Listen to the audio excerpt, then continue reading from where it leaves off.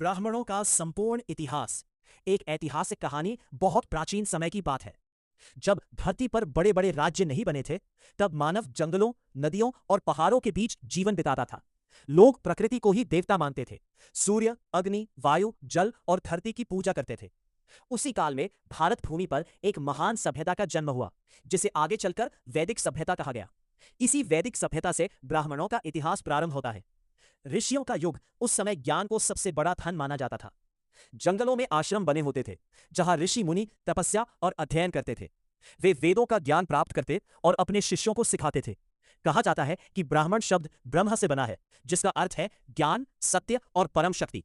जो व्यक्ति ज्ञान, शिक्षा, पूजा और धर्म के मार्ग पर चलता था, उसे ब्राह्मण कहा जाने लगा। ऋषि वशिष्ठ, विश्वामित्र, भारद्वाज, अत्रि, कश्यप और गौतम जैसे महान ऋषियों ने समाज को शिक्षा दी। वे राजा के सलाहकार भी होते थे और जनता को धर्म तथा न्याय का मार्ग दिखाते थे। गुरुकुलों की परंपरा प्राचीन भारत में गुरुकुल शिक्षा केंद्र थे। राजकुमार से लेकर सामान्य बालक तक सभी वहां शिक्षा प्राप्त करते थे। ब्राह्मण गुरु अपने शिष्यों को वेद, गणित, ज्योतिष, आयुर्वेद, युद्ध नीति और दर्शन सिखाते थे।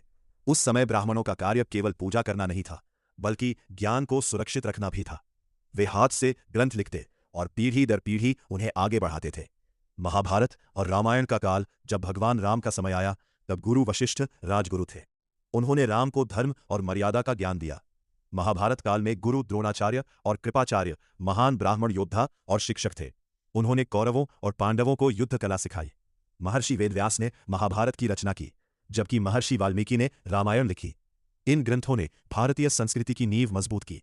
बौद्ध और मौर्य काल समय बदला। महात्मा बुद्ध के विचार फैलने लगे। समाज में नए धर्म और दर्शन आए। कई ब्राह्मण विद्वानों ने बौद्ध धर्म का अध्ययन किया, तो कई ने वैदिक परंपराओं को आगे बढ़ाया। मौर्य साम्राज्य के समय चाणक्य नामक एक महान ब्राह्मण हुए। उन्होंने अपनी बुद्धि और नीति से चंद्रगुप्त मौर्य को सम्राट बनाया और भारत का विशाल साम्राज्य स्थापित कराया। मध्यकाल और संघर्ष मध्यकाल में भारत पर अनेक विदेशी आक्रमण हुए। कई गुरुकुल और पुस्तकालय नष्ट कर दिए गए।